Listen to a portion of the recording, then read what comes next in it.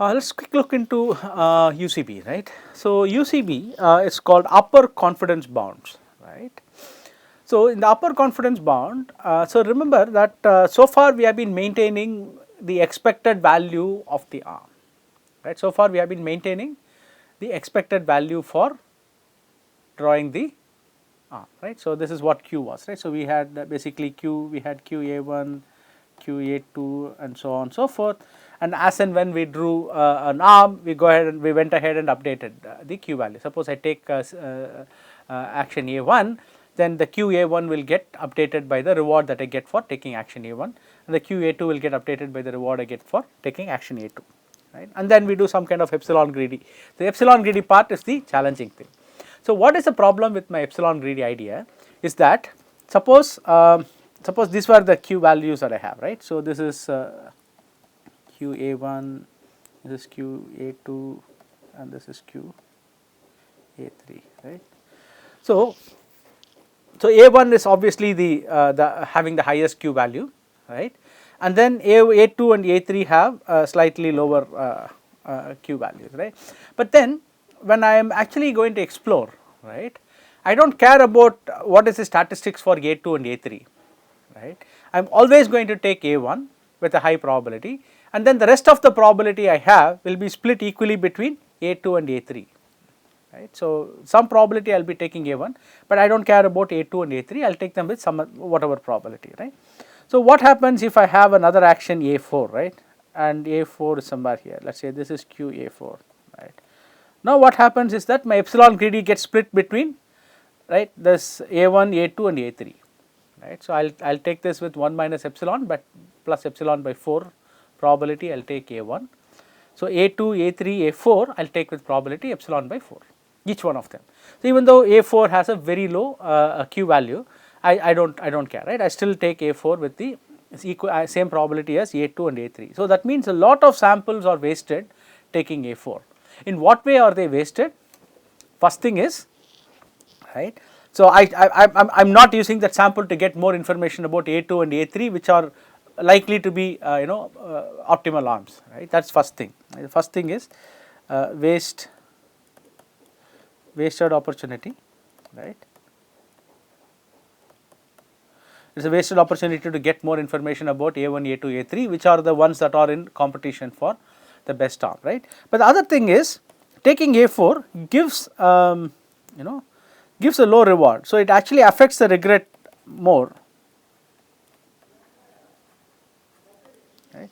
It affects the regret more than by taking A2 or A3, because it is a really bad arm, and even though when I take it, it is going to make my regret fall significantly, right. So, that is a challenge. So, both of these, right, in some sense are addressed by using softmax, right. If I use a softmax exploration algorithm, so remember what softmax will do, it will give you probabilities proportional to the actions, right. Softmax will give you probabilities proportional to the actions. So, unlike epsilon greedy, so A1 will have a high probability, but A2 and A3 will have almost equal probabilities and close to A1, while A4 will have almost 0 probability under the softmax idea, right. So, that this part is taken care of, you will not take A4 that often by doing this, right. So, but then what will softmax do? Softmax will take all the actions that have some kind of Q values with some probability, and then it will keep doing this, right. So, it does not matter if A1, if A2 has no chance of beating A1 eventually, but if A2's value say some 20% of A1, softmax will keep taking A2 as an exploratory action with a very high probability even after convergence of Q of A1 and A2. Suppose that A1, A2, A3, this whatever we have here, QA1, QA2, QA3 are the converged values of the Q function, right. So, what will softmax do? Instead of saying that hey, A1 is the best action, that softmax will still be giving probabilities to A2 and A3, right. In fact, a good chunk of the probabilities will go to QA2, QA3. Now, what you have to do, you have to make sure you are fine tuning your temperature parameter in an appropriate manner so that this does not happen, but still there are a lot of samples that could go wasted, right. But that does not mean you can cool the temperature too quickly, because you might lose out on the fact that A2 is better than A1, right. So, there are a lot of these ifs and buts and so on and so forth. right. So, what UCB does is does something different, very clever, right. So, all of you remember confidence intervals for estimates and so on and so forth, right. So, you already seen that in the math courses, right, the stat courses. So, what UCB does, it actually maintains the confidence interval, right, for each of the arms that you have seen so far. So, earlier we were maintaining only the mean, right. So, this is essentially the mean, right, this is only the mean of the rewards. So, what it maintains now, in addition to the mean, it also maintains a confidence interval, right, that says that with a very high probability the true value of q of A1 will lie in this interval. At a very high probability the true value of q of A1 is going to lie in this interval, that is roughly, right, that is not quite the interpretation of confidence interval, but we can take it to be that, right.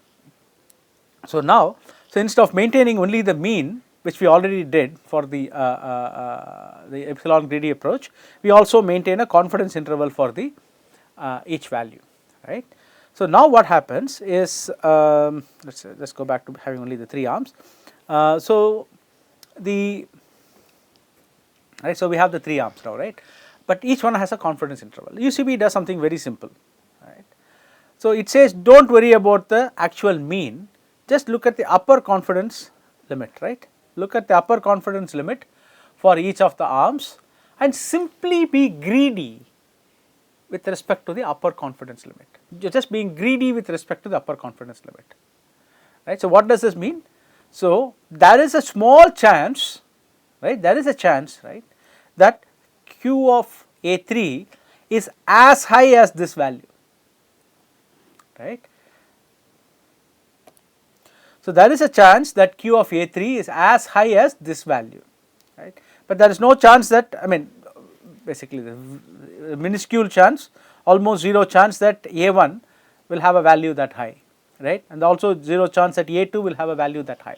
So, since there is a promise, right, in some sense, right, there is a potential for A3 to have a high reward, right, I will take A3 now, right, I will take A3. So, one of 2 things will happen, right, A3 will either have a reward higher than this, right, A3 will either have a reward that is higher than this, or A3 will have a reward that is lower than this, right, or A3 could have exactly the same reward as you have as your estimate, right. So, what will happen in all the 3 cases? If A3 has a lower reward, this mean estimate will move down, right. A3 has a higher reward, the mean estimate will move up, right, but A3 has the same reward as this, what will happen?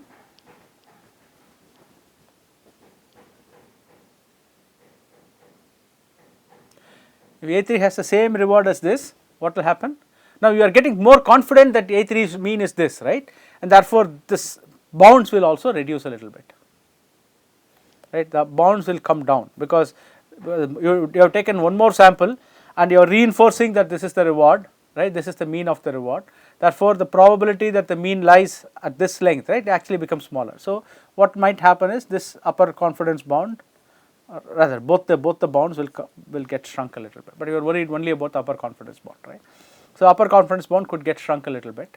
So, if the reward is repeated here, right, and if it goes up or down, again the upper confidence bound will change, so will the mean, right. So, if I get a reward that is here, the mean will go up. If I get a reward that is below the current mean, the mean will come down. The confidence interval could shrink as well, right, because you have taken more samples, right. So, instead of doing something very complicated for maintaining these upper confidence bounds, UCB does something very simple, right. So, this xj bar here is basically their notation for q of aj, right. So, they are maintaining q aj, right, for each arm, but apart from that they are also maintaining the number of times each arm has been played, which is also something that we need to do if you are going to update the epsilon, if you are going to update the alpha properly, you need to also keep track of nj, right, and n is the total number of actions you have taken so far, right, nj is the number of times you have taken action j, right. So, basically the policy in UCB is that you play the arm j, so you play the arm j that maximizes qaj plus root of 2 ln n by nj, right. That's it, that's very simple, right. So, instead of just looking at xj, you look at this additional factor. This is kind of like an exploration factor, right. If you have taken nj many times, this factor will become very small, right. But then if you have taken nj very few times compared to n, right, again this factor might be slightly higher. But the problem is, if your xj is also low, right, then this factor might not be enough to correct for the xj. Right. So, that makes sense. So, remember the numerator grows very slowly compared to the denominator. So, this exploration term will decay quickly, right. The numerator is growing only as ln n while the denominator is growing as nj. So, this term will decay very quickly, and therefore, you will start playing only the optimal arm, right, after some time, right. So, what they show is that so that you never play the suboptimal arms, right, more than this term, right. So, where delta j is how far away your arm is from the true reward. So, delta j is equal to something like mu star minus mu j, where mu j is the expected reward for the arm and mu star is the optimal arm, right. So, you never, the suboptimal arm j is played fewer than 8 by delta j into ln n times, which is a very small number. So, that means that you will accumulate a regret of delta j only this many number of times, right. So, 8 times ln n times is the total regret for delta j that you obtain, right. So, that's a very low small regret, and in fact you can show that because the regret grows only as ln n, right. So, it is optimal, but all this 8 delta j business you can reduce by doing more clever algorithms as you go along. So, but this is a very simple idea behind UCB, right. Remember, so if you know how to write code for epsilon greedy, you can very easily write code for UCB, and the more nice thing about UCB is you do not even need a random number generator. In epsilon greedy, remember I was talking about having to sample, right, 1 minus epsilon fraction of the moves have to be greedy, right. Here you do not have to worry about it, 100% of the moves are greedy, but they are greedy with respect to this quantity as opposed to just qaj, which is what would have happened in the epsilon greedy case. So, that is basically UCB, and UCB certainly performs way better than most of these algorithms that are out there for regret optimality in practice, right.